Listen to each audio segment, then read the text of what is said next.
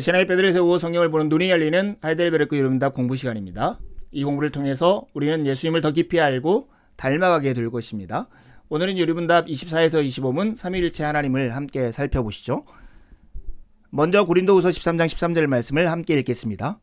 주 예수 그리스도의 은혜와 하나님의 사랑과 성령의 교통하심이 너희 무리와 함께 있을지어다.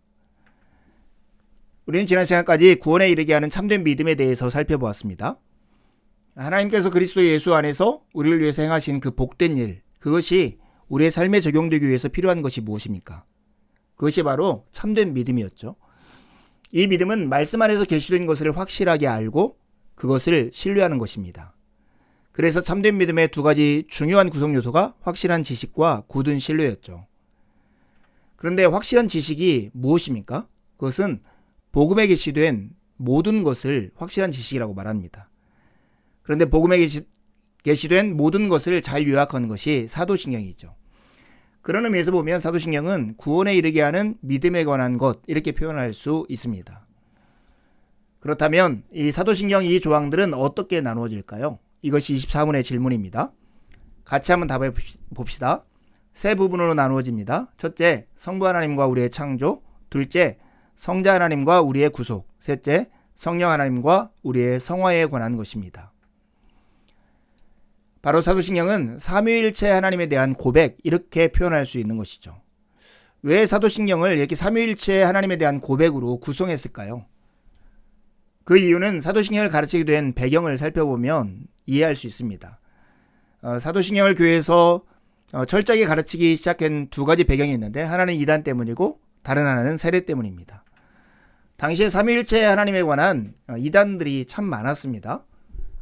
그 이단들을 크게 두 가지로 나누면 양태론적 이단과 두 번째는 삼신론적 이단입니다. 양태론적 이단은 하나님은 한 분이신데 나타날 때마다 그 모양을 달리 하셨다는 거예요. 마치 물 얼음 수증기처럼, 태양이 하나인데 태양에 빛과 열이 나오는 것처럼, 나무가 하나인데 뿌리와 줄기와 가지가 있는 것처럼 하나님도 한 분이신데 성부, 성자, 성령으로 나타났을 뿐이라고 얘기하죠.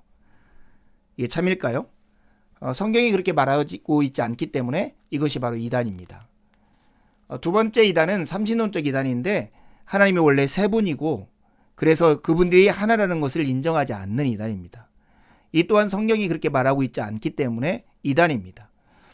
두 번째, 사도신경을 삼위일체적으로 가르쳤던 이유는 세례 때문인데요. 세례가 무엇입니까? 바로 삼위 하나님의 이름 안으로 들어가는 것이죠. 그러기에 세례받는 사람은 삼위 하나님의 인격과 사역을 고백하고서 세례를 받았기 때문에 삼위 하나님에 대한 지식을 가지고 있어야 했던 것입니다. 여러분, 그러나 사도신경을 한마디로 하면 예수님께서 가이사랴 빌립보에서 제자들에게 했던 질문, 너희는 나를 누구라 하느냐 하는 질문에 대한 답이기도 합니다. 우리는 이 사도신경의 질문 앞에서 마치 세례를 받는 사람의 마음을 가지고 답해 보아야 합니다. 고린도후서 13장 5절 말씀에 이런 말씀이 있습니다. 너희는 믿음 안에 있는가? 너희 자신을 시험하고 너희 자신을 확증하라. 예수 그리스도께서 너희 안에 계신 줄을 너희가 스스로 알지 못하느냐? 그렇지 않으면 너희는 버림받은 자니라. 우리가 예배 때마다 이 고백을 할 때 우리 자신을 시험하고 우리 자신을 확증하는 시간들이 되어야 할 것입니다.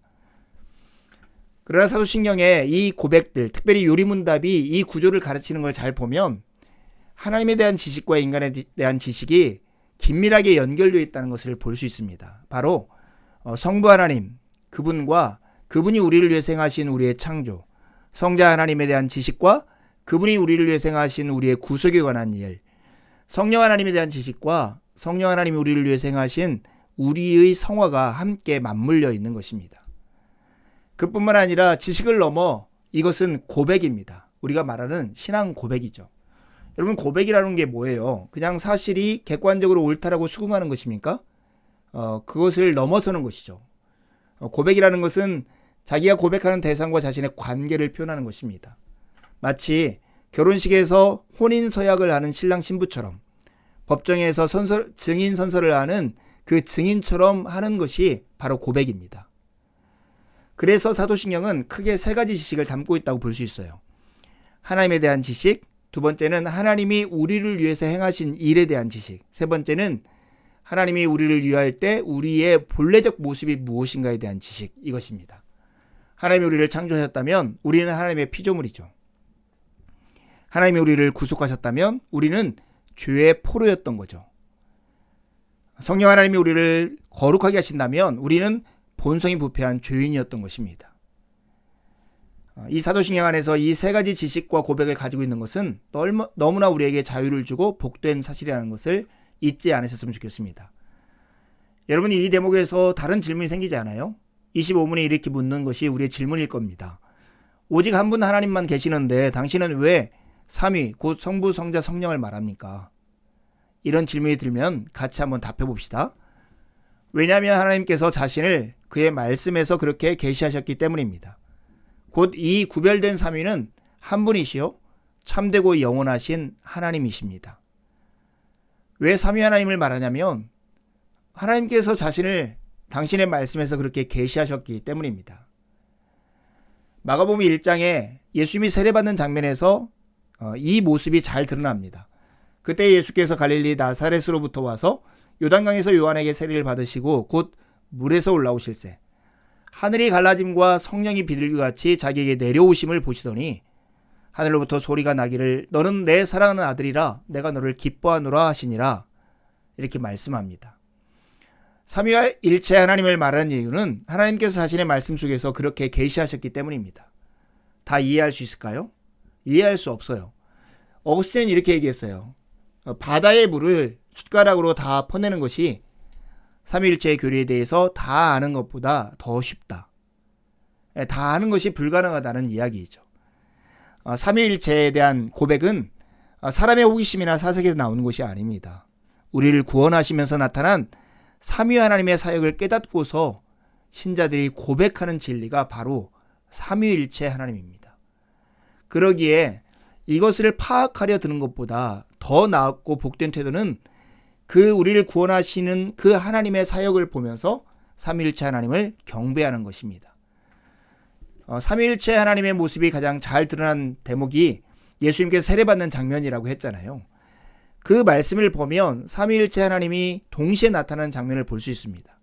성자 예수님께서 세례를 받으시고 물에서 올라오시는 그 장면과 그 장면 속에서 성령 하나님은 비둘기같이 내려오시고 성부 하나님은 이렇게 말씀하십니다. 너는 내 사랑하는 아들이라 내가 너를 기뻐하노라. 이것을 파악하려 하면 이해할 수 없죠. 그러나 하나님께서 이 장면에서 우리를 위해 행하신 일을 깊이 묵상하고 이해하면 얼마나 복된 현실인지, 찬양하지 않을 수 없는지를 우리가 알 수 있습니다. 이 장면에서 그리스도 안에 있다는 게 무엇인지를 생각해 보세요. 성자 하나님은 우리의 대표자이시고 우리를 대신하시는 분이십니다. 예수를 믿는다는 것은 그리스도 안으로 우리가 들어간다는 것인데, 그리스도 안에 있다라고 하는 복된 현실을 한번 살펴봐요. 우리가 그리스도 안에 있을 때 하나님은 우리를 그리스도 안에 있는 존재로 보시고 그리스도처럼 보시는 거예요. 그리스도의 옷을 입은 자로 보시는 거죠. 또한 세례받은 우리에게 하나님은 지금 예수님께 하신 말씀 그대로 말씀하신다는 사실입니다. 너는 내 사랑하는 아들이라 내가 너를 기뻐하노라. 이렇게 생각하면 삼위일체 하나님, 그분이 우리를 구원하시는 사역 속에서 우리를 위하시는 이 현실을 보면 그분을 경배하지 않을 수 없는, 그분을 찬양하지 않을 수 없는 그런 사실을 분명히 알 수 있는 것입니다. 우리에게 진정한 자유를 가져다주고 우리로 하여금 하나님을 전적으로 신뢰하게 하는 그런 지식이 있어요. 그것은 바로 사도신경에 담겨 있는 지식이고, 하나님과 그분이 우리를 위해서 행하신 일에 대한 지식이고, 바로 구원이 필요한 우리 자신이 누구인지를 아는 지식입니다. 이런 지식들, 이 하나님의 원리 원칙과 하나님이 행하신 일에 대한 지식들이 우리를 억압할까요? 아니요. 우리에게 자유를 가져다 줍니다. 여러분, 연주자에게 악보는 자유를 주는 것입니까? 그를 억압하는 것입니까? 자유를 주는 것이죠. 연기자에게 대본은 그를 억압하는 것입니까? 자유를 주는 것입니까? 자유를 주는 것이죠. 직원에게 업무 매뉴얼은 그를 억압하는 것입니까? 아니면 그를 자유롭게 하는 것입니까? 자유롭게 하는 것이죠. 하나님과 그분이 우리를 위해서 하신 일, 그리고 우리가 누구인지를 아는 것은 참된 자유를 가져다주는 지식입니다. 믿음으로 고백하십시오. 순종하십시오. 그러면 그리스도 안에서 참된 자유를 누리게 될 것입니다. 두 가지 질문하고 마치려 합니다. 사도신경의 조항들은 어떻게 나누어집니까? 두 번째 질문입니다. 오직 한 분 하나님만 계시는데 왜 우리는 삼위일체 하나님을 고백할까요? 여러분은 이 지식을 듣고서 파악하려 듭니까? 아니면 그렇게 당신을 나타내신 하나님을 경배하십니까? 이번 주는 마가복음 1장에서 8장을 함께 읽읍시다. 한 주간 주님의 은혜 가운데 살고 복된 주일에 함께 만나 기쁨으로 하나님을 예배하시죠. 감사합니다.